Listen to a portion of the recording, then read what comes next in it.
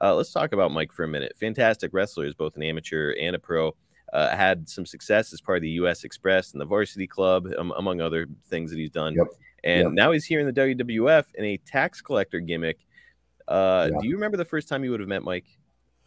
Well, yeah, and I didn't meet him till he was in the WWF, and so there's, Mike and I never crossed, I can't,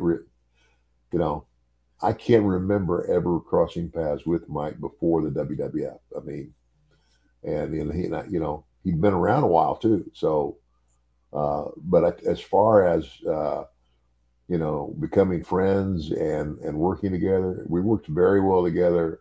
I don't have a bad thing to say about Mike. Did you guys get close pretty quickly? Yeah, pretty quickly. I was in a lot of ways at that time still a bit of a wild orangutan in terms of, the party life, right. but that came to an end soon. So that's another story. Well, we can chat about that one on part 2, because I know that following WrestleMania 9 in Vegas, there was some fallout, and you'd have to take some time away. So we'll discuss it sometime down the road. But his gimmick, IRS, a former tax collector turned wrestler. What did you think?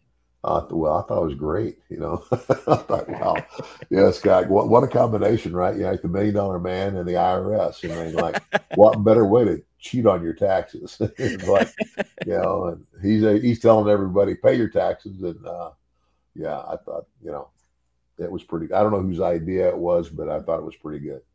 That sounds like some Vince McMahon stuff. Tired of paying all those high taxes, and he was like, you know what, I'm going to clap back a little bit. Well, you don't think Vince has ever cheated on his taxes? Well, of course not.